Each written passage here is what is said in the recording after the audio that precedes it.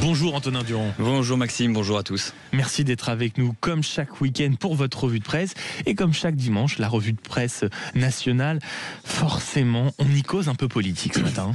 Oui Maxime, on commence par le journal du dimanche qui fait sa une sur Jordan Bardella. Le déclin n'est pas une fatalité, peut-on lire ce matin. On y voit le président du RN, tout sourire, en pleine promotion de son nouveau livre, Ce que veulent les Français. Mais alors qu'est-ce qu'on peut retrouver dans cet entretien ?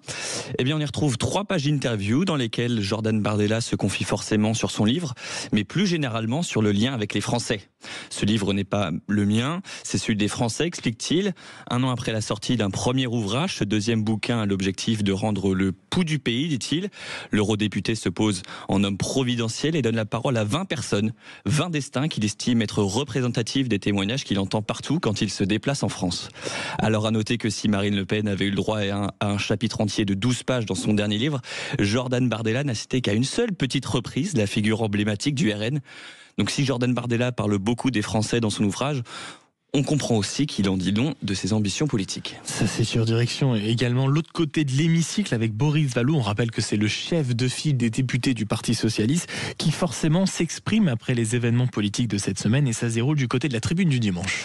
Oui, après le rejet de la taxe Zuckman ce jeudi, le président du groupe socialiste à l'Assemblée s'est confié à la tribune du dimanche. Donc, j'ai un sentiment d'écœurement, peut-on lire, suivi de la taxe Zuckman est plébiscitée par les Français.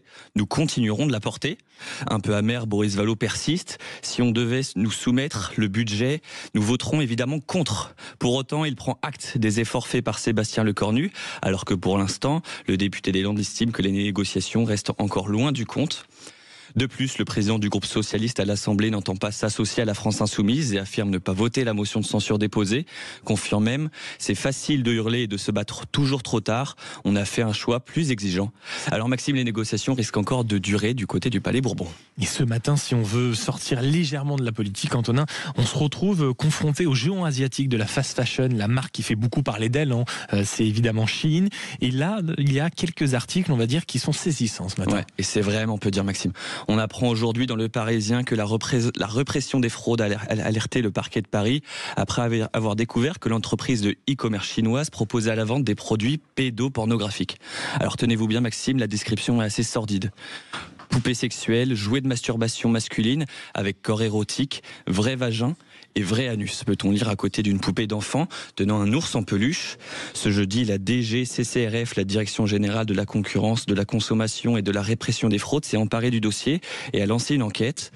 Car le problème est réel et cette offre est accessible à chacun quand on sait que 33% des Français ont réalisé un achat sur Shein durant les 6 derniers mois selon les chiffres de Bercy. Ouais, c'est affairant.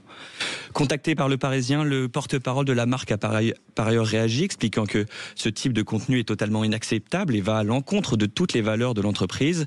C'est encore une très mauvaise pub pour Shein, qui était déjà décriée pour son modèle de commerce et encore plus critiquée depuis l'annonce d'une ouverture le mercredi 5 novembre prochain de sa prochaine boutique physique au BHV de Paris.